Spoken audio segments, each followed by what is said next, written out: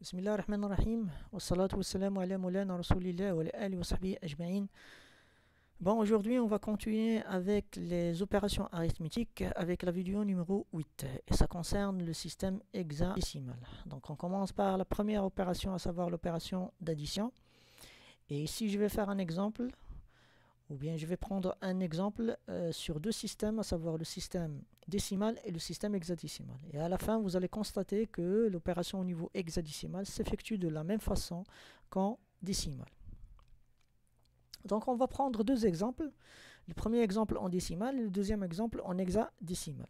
Donc on commence par l'exemple décimal et on commence l'opération. Vous avez 9 plus 3, ça va vous donner combien?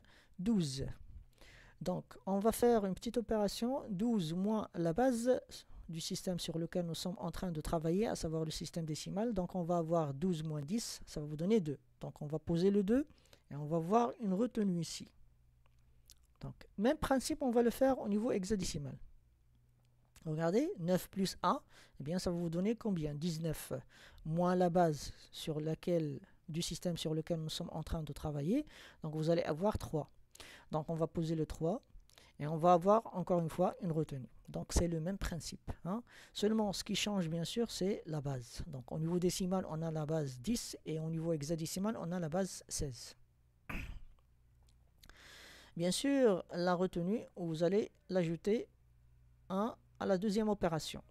Donc on va avoir au niveau décimal 7 et au niveau hexadécimal on va avoir c plus 1 c'est 13. Donc 5 plus 7, ça va vous donner encore une fois 12. 12 moins 10, eh bien c'est 2. Et on va avoir une retenue encore une fois. Donc même principe, on va le faire au niveau hexadécimal. Donc 0 plus c plus 1, c'est-à-dire plus 13. Donc on va avoir 13 tout simplement. Regardez, lorsque le résultat est inférieur à la base, eh bien vous posez directement le résultat sur l'opération. Par exemple, ici, on a trouvé 13. 13, c'est l'équivalent de D, donc on a posé le D. Donc, on va prendre la retenue au niveau du décimal. Donc, au niveau de l'hexadécimal, on n'a pas de retenue. Pourquoi? Parce qu'on a trouvé un résultat inférieur à la base. Donc, ici, on va voir 3 plus 8, ça va vous donner 11. 11 moins 10, c'est 1. Donc, on va poser le 1 et on va garder une autre retenue encore une fois. Ou bien, on va avoir une autre retenue encore une fois. Donc, la même façon, on va faire D plus B. Donc, on a 13 plus 11, ça va vous donner 24. 24 moins 16, c'est-à-dire la base du système hexadécimal, ça va vous donner 8. Donc, on va poser le 8 et on va avoir une autre retenue. Donc, on va ajouter les deux retenues, que ce soit au niveau décimal, que ce soit au niveau hexadécimal. Et on continue. 1 plus 4, ça va vous donner 5. Regardez ici, on a trouvé un résultat inférieur à la base, donc on a posé directement le 5. Et ici, on a B plus 4, et bien c'est 15, et bien on aura le F. Toujours, on a un résultat inférieur à la base. Donc, quand vous le constatez, c'est de la même façon qu'on effectue l'opération au niveau décimal. Donc, on passe à une autre opération, à savoir la soustraction. Et toujours, je vais faire deux exemples. Un exemple en décimal et un exemple en hexadécimal. Et je vais prendre deux exemples.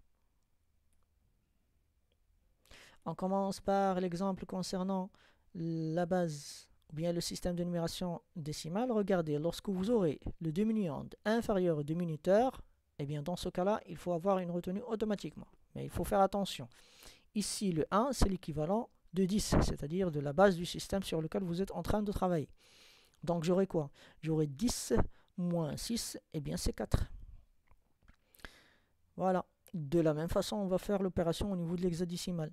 Regardez, on a le 4 inférieur au 8, donc on va avoir une retenue. Mais attention ici, la retenue c'est l'équivalent de 16, c'est-à-dire la base du système hexadécimal. Donc on va avoir 16 moins 8, eh bien c'est 8. Pardon, 16 plus 4, c'est 20, moins 8, ça va vous donner 12. Donc on va avoir le C. Bien sûr, la retenue, vous l'ajoutez au diminuteur de l'étape suivante. Et vous aurez 1 est inférieur à 8. Donc on va avoir une autre retenue qui est l'équivalent de 10. Donc vous avez 10 plus 1, c'est 11, moins 8, eh bien c'est 3. Donc de la même façon, regardez ici, vous avez le diminuant est supérieur au diminuteur. Donc il n'y aura pas de retenue, donc on va avoir 14 moins 2, eh bien c'est le C, c'est-à-dire 12. Donc on ajoute la retenue au diminuteur de l'étape suivante au niveau décimal.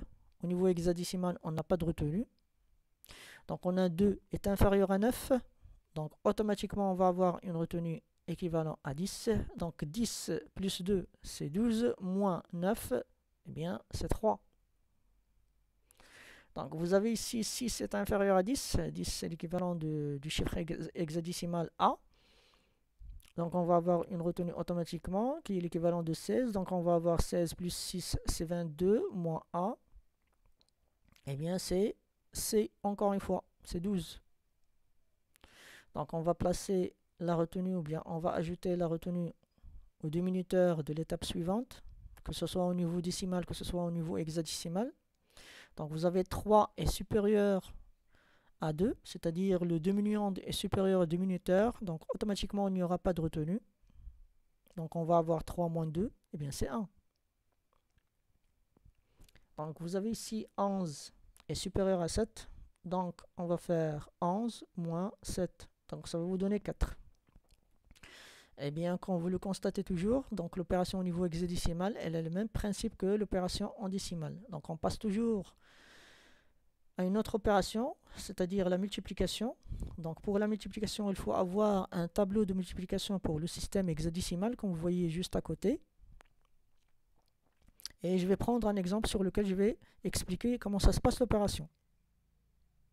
Donc le principe c'est le même qu'en décimal, mais attention ici, il y a un certain travail à faire. C'est-à-dire on va utiliser un tableau de multiplication du système hexadécimal. Donc de la même façon qu'en décimal, donc on va faire C fois 9, eh bien ça va vous donner 168, plus la retenue. La retenue ici pour l'instant elle est de 0, on n'a pas de retenue jusqu'à maintenant, on a juste commencé. Donc on a 168, il faut chercher la valeur la plus proche de 168 sur votre tableau de multiplication. Donc on a trouvé le 160. 160, voilà. Donc on aura besoin d'ajouter à 160 la valeur 8 pour avoir 168. Donc 161 correspond à la valeur hexadécimale A. Et juste à côté, on va avoir 8. Donc on va poser le 8 et on va garder le A comme étant une retenue. On continue, C fois F. Bien, ça va vous donner 180 plus la retenue. Donc cette fois-ci, on a de la retenue. Donc c'est A, donc c'est 10. Donc on va avoir 190. Donc au niveau du tableau de multiplication, on va chercher la valeur la plus proche de 190. Donc c'est 176. Donc pour avoir 190, on doit ajouter 14. Donc 176 correspond à la valeur hexadécimale B. Donc on va avoir BE, parce que l'équivalent de 14 en hexadécimal, c'est E. Donc on va poser le E et on va garder le B comme étant une retenue. Donc C fois 7,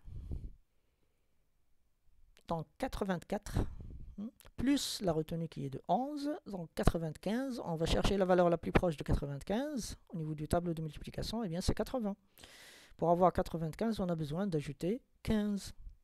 Donc 80 correspond à la valeur hexadécimale 5, donc on va poser 5, F.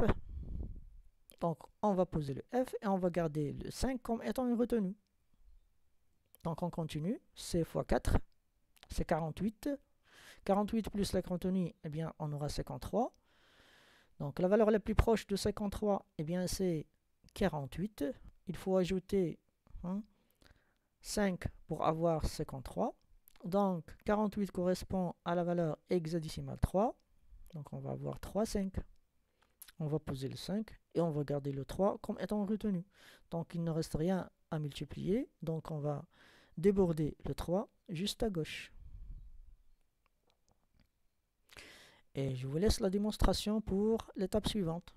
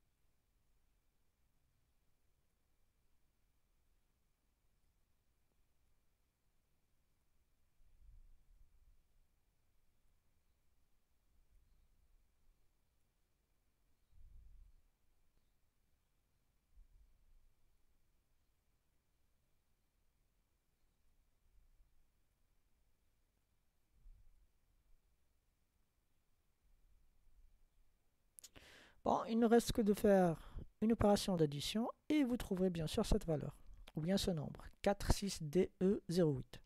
Donc on passe directement à l'opération de division. Voilà. Donc ici, vous aurez besoin également d'un tableau de multiplication, cette fois-ci du diviseur, c'est-à-dire le diviseur ici c'est 5D.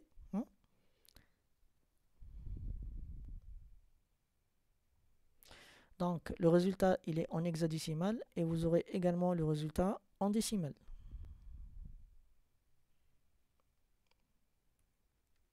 Bon, on prend la première valeur FD et on va diviser sur 5D. Donc l'équivalent de FD en décimal, eh bien c'est 253. Donc on va chercher la valeur la plus proche de 253 et on a trouvé 186.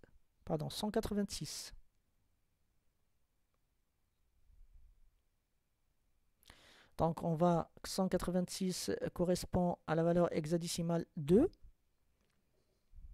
Et le reste, bien sûr, ça sera BA. C'est-à-dire 2 fois 5D. On va faire une opération de soustraction et on va poser le nombre 2. Encore une fois, on va diviser 432 par 5D. Donc 432 en hexadécimal ou bien en décimal, c'est 1074. La valeur la plus proche de 1074, c'est 1023, qui correspond à la valeur 11. 11 fois 5D, eh bien c'est 3FF. Donc on va poser le 11, c'est l'équivalent de B, et le reste, ça sera 3FF. On va faire une opération de soustraction, et on va poser cette fois-ci le C. 3C en hexadécimal, ou bien l'équivalent de 3C en décimal, eh bien c'est 828. La valeur la plus proche, c'est 744. Elle correspond au chiffre hexadécimal 8. Donc on va poser le 8 et le reste, ça sera 2EB. On va faire une opération de soustraction et on va poser cette fois-ci le 5. 545 en hexadécimal, c'est l'équivalent de 1349 en décimal. On cherche la valeur la plus proche, et bien c'est 1302. 1302 correspond à la valeur hexadécimale 14. Donc vous aurez 14 fois 5D, c'est 5, 1, 6. Donc on va poser le 14, c'est l'équivalent de E, et le reste, ça sera 5, 1, 6.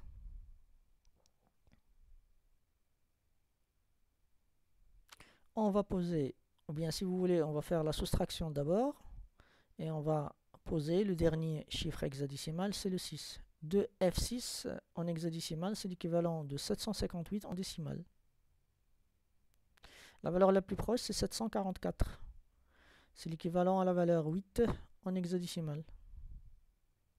Donc on va poser le 8 et le reste, ça sera le 2E8.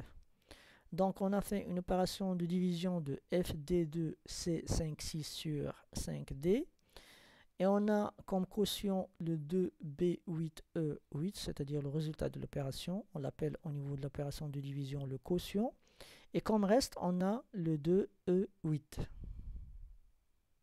Pardon, on n'a pas encore fait l'opération de soustraction. Donc le reste, ça sera 0, 0, E.